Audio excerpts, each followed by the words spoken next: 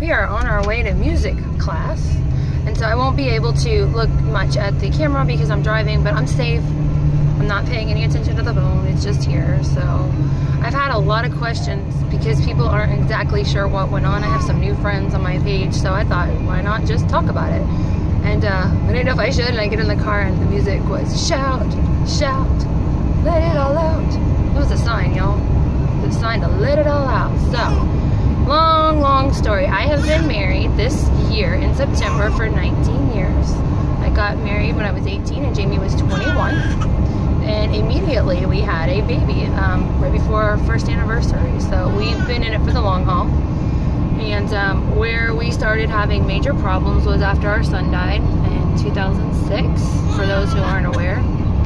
We might have to pause because of the baby, but yeah, his name was Matthew, and we found out at 32 weeks he had a fatal birth defect that caused him not to have his lungs grow, and it was a form of dwarfism, and you could tell from the ultrasound something wasn't quite right. And the reason I didn't find out till then is because I had a planned home birth, and the reason we had an ultrasound is because I was measuring really big, and it just kind of took over my body. Babies use amniotic fluid to start practicing breathing in their lungs, and because he didn't have any, mine just kept building up, and it stretched me horribly.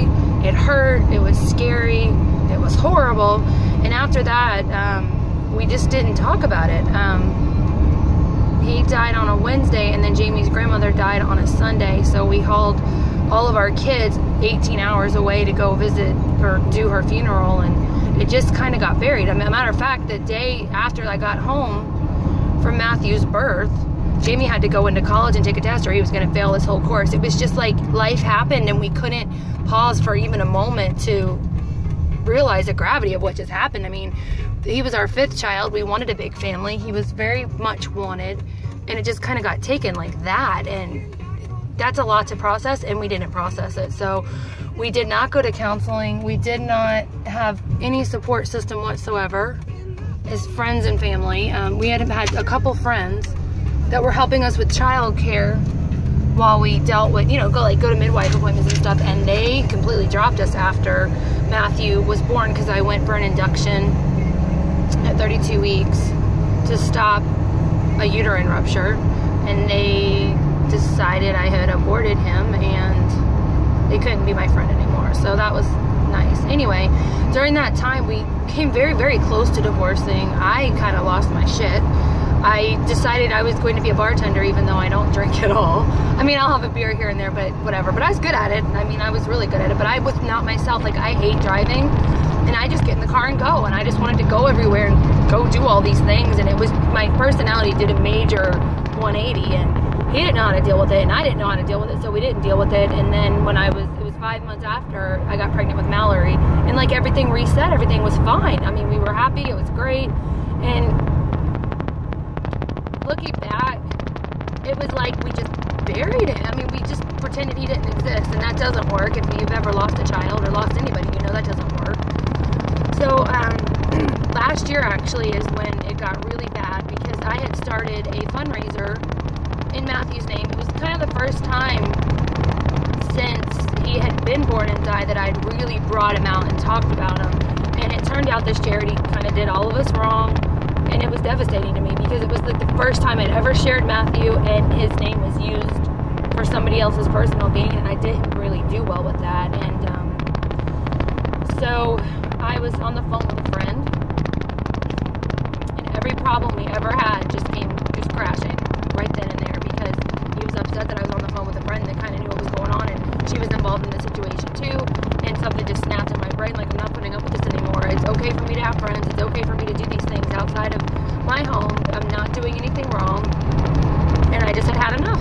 I had enough of Jamie monopolizing my time, or acting like I existed solely for his, you know, pleasure or his entertainment, and he'll admit that. And if he wants to talk more about his part of it, that's for him. That's not my story, and I don't want to bash him, but we had a lot of problems. And at that point, we had decided this is not getting better. I had gone through some papers, and I found a letter from 8 years prior, and it was the same problems we were still having. And even though we had been to therapy, and even though we had tried, it was just not getting any better. So we had decided, okay, we're not going to live the rest of our life like this. This is horrible. We don't want our children seeing us fighting all the time. They need to see people in love, or at least amicably living together. So we decided that's that. We're going to split up. So, I mean, we didn't really know what that looked like or what we were going to do with it. In the meantime, I'm doing Jamberry, and they announced they are going to open in Australia, so I'm really excited. And by a twist of fate, I was added to a group that was mostly Australians, and I was so excited because here I am thinking, how the hell did that just happen? Here we are, getting ready to open in this country, and oh, like all the people, and I met a lot of people, and I thought that was cool. And it was coming up on Elijah's 12th birthday trip, and all the other kids have kind of done something local. We do a birthday trip with all the kids around 12 years old. But Eli hasn't had a whole lot of interest. He hasn't had a whole lot of finances spent on him with his interest. So we're like, you know what? Why don't I go to Australia? It would be awesome. Jamberry's there, and in the meantime, and I had a friend there, and I'm going to get into that because that's where all this started. I get added to this group, and one of the admin messages me. I just need to suss you out that, you know, you really are a person that belongs in this group and you're not like a troll and whatever. So we got to talking. It was very, very mild at first. Just, you know, I admire you. You're such a good mom. You know, I have questions about your country. And it turned out our sons were the same age. And we kind of thought, well, that'd be cool if they could be pen pals. And then he comes back with, hey, so I've heard of these nail things. Do you reckon that a guy could do it? And I'm like, in Jamberry world, if you have a guy consultant, it's like, we call them jamicorns. It's a big deal. And I'm like, well, yeah, of course you can. So he messaged me that he's kind of fed up with his partner that he's been with almost 20 years, and he's thinking on leaving, and, you know, thinking about ways he can support himself outside, because he hadn't had a job till then.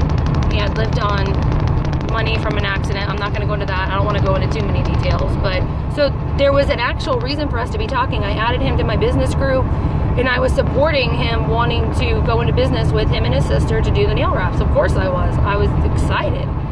And it wasn't, and maybe it's me being sheltered, I don't know, but I didn't feel at the time that there was anything wrong with it. And I told Jamie, because he was a little like, I don't know about this. I'm like, you know what? Why don't we do a group chat? That way, whatever we're talking about, you can, you know, view. And he declined that. He was just too pissed off about it. So, there was a message. It was so weird. We were talking, this person and I were talking, and he addresses his partner and says, just so you know, we're just friends. If you're, you know, messaging, or if you're looking at my messages, we're just friends. We're just friends. I thought that was weird, but he went into how she was very jealous and accused him of things he hadn't done, and smashed his phone, and he's just this nice guy, and he would never cheat. Just a bunch of crap, but it was so sincere, and it wasn't so laid on thick that you saw the bullshit right away. So of course it was an interesting, you know, conversation. And then he wanted to call me on the voice Facebook thing, and I loved it. I loved talking to an Australian over there, just talking about the differences and the social issues. It was not anything romantic for the very longest time. And at that point, I hadn't come out very much that my marriage was in the tanker. So, of course, I didn't talk to my friends about a new interest, because I didn't want to admit I failed my marriage. That's hard, especially our past is in conservative Christian circles. And if you're not in that loop, you probably don't understand the pressures on being a certain kind of wife, and that if your husband does anything wrong, or if he steps out or does anything, it's your fault. You haven't been the wife you're supposed to be. You haven't provided enough sex, or you haven't done it kinky enough. I don't know, but there is an enormous amount of pressure and blame on the woman for not doing what she's supposed to, when it's really the guy that's not doing what he's supposed to do. And I can tell you with a clear conscience, Jamie was not. He had not. And so, of course, I don't ask my friends, you know, what do you think of this guy or anything? And if I had, I would have gotten the advice I needed at the time. I really did need it, because I was being taken a little bit by a little bit. So it started out with, you know, being very interested in my children, which that's a huge glaring hole in my life. They don't have any really relationships with our family. Not the kind I would like, where there's this doting grandparents or aunts or anything like that. So when anybody's interested in my brood, of course, you know, they're my best friend, because my children are my life. Then it was, you know, this is how romance should be, and send pictures like gifts that move, you know, a man kissing a woman or something very sweet. It wasn't, I want to do this to you. It was, I wish this for, you know, both of us. Maybe we'll both find this someday, that kind of thing. And then songs, these remind me of you, or can I call you? I wanted to ask you about something. Just a bunch of stuff, and it was just very, very base, and I didn't see it building to what it was. And then you all know I went to Australia, and this person lives there. And it was a nice time. We spent the week together, and we clicked. We clicked very, very well. We had a very nice time. There was some red flags. The drinking part, and then he denied he did it, even though it was right in front of my face. Just some things that bothered me, but not enough to cut it off. I mean, when I got home, I was extraordinarily confused about what to do, because I didn't want to break up my family, but I had found somebody that I clicked with and really cared for. And you get to a point in your life, I'm 38 now, and you're like, I want to experience that. I want to know what it's like to have somebody walk in the door and smile and just be happy with who I am at that moment, not disappointed in me because I haven't done something that they expected me to do. But we'll get to that later. At that point, because Jamie had been away from me for a week and kind of saw the reality of life without me, he completely wiped me out. He had to go to counseling, and it wasn't good. He got put on medication, and through his work, that's not a good thing. They have to continually evaluate because he is in charge of nuclear safety. So he's doing his thing. It got really ugly. We fought a lot. One of the things we fought about, he got really bad on one of the medications and was very mean and very scary. I won't go into all that. It sucked. I was pregnant. I guess I didn't go into that. After we had decided we were done, I get a positive pregnancy test. So here you can't go through with your divorce until the baby's 30 days old. And towards the end, when it was getting really bad, we had both contacted lawyers, and I was told by mine that because he was seeing a psychiatrist, because he was on medication, that she would get a guardian appointed to decide if he could have visitation with my children. And that's when I put the brakes on, because I was not about, I'm not gonna cry, I wasn't gonna do that to him. He's been a really good dad. He's never not been a good dad, and I couldn't imagine that somebody would come in and try to like take that away from him and take that decision away from us. So we did. We stopped it because we couldn't do that. I mean, can you imagine, like, you have this family that's worked. I mean, our marriage may not have worked, but our family has always worked. And they decided that your kids can't see their dad because he's on medication or something. I've never heard of such a thing. I had no idea that was even a thing. I always thought that all those fights with custody and not was like one of the partners initiating it. So we stopped that and thought, you know what, we've got to figure this out, because even if we split up, we got to keep our family together. So a decision was made that if we did, we weren't going to involve lawyers, we were going to do it ourselves, and he was going to build an apartment on the garage so that we could just still be a family. And at that point, we were getting along really well, and so I was asked to do some things I didn't want to do on the phone with this other person, and that's when it got weird on me, and he started pulling away. It was just odd, and I asked questions like, have you met somebody else, what's going on? And he was so keen on moving here, but he never did anything to come visit. He kept saying he was getting his passport. It was just like delay after delay after delay, because I told him I won't get serious with anybody unless you've seen my life for real. My life is big and it's bold. I have a lot of kids, and you don't know what that's like till you're here. So he kind of strung me along on that. But now the story is that we're some sort of freaks that were asking him to live here and leave his kids. He was very keen on that. That's a complete and total lie. And I found out how to get visitation with his kids. He has not pursued that at all. He has not pursued anything legally to take care of his family. He has just dug his, head in the sand and pretended that his new life is his life, and he just adds people to it to support that. He's not doing anything. He's so proud of himself for even holding down a job, which most men do. That's not, most women too.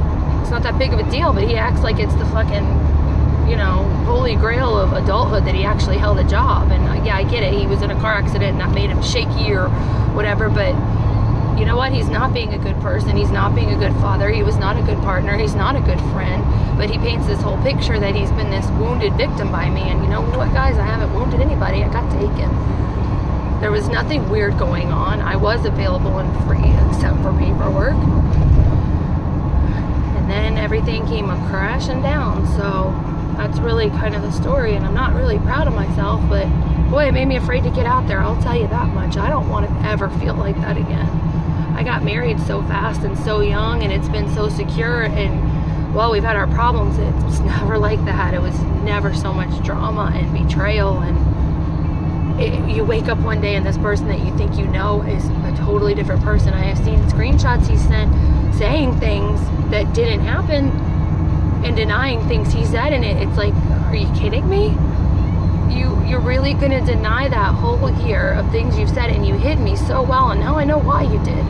Now I know why you did, because you were keeping up this illusion, because you were just waiting to see, okay, I'm free now, I've left my partner, so I'm gonna go troll. And he trolls groups, and that's pissing me off, because right now he's in a group that he has absolutely no interest in, and I know he has no interest in because I've talked to him about it. But there's a lot of single moms in there that are vulnerable and afraid because of mandates that are coming down on the vaccine issue. If you guys know me, I'm very into that. And he's in there trolling, finding women to talk to, and it's disgusting. And I think that he needs to be kicked out of the group personally, because there is absolutely no business of a man that doesn't even have custody of his kids or barely talk to them, who are not even involved in any of that stuff. Why in the hell is he in this group that has nothing to do with him or anything he's interested in? It makes me sick. So anyway, that's a little bit of my story for people that want to know, and I need to stop this and get on the interstate and map myself. So bye.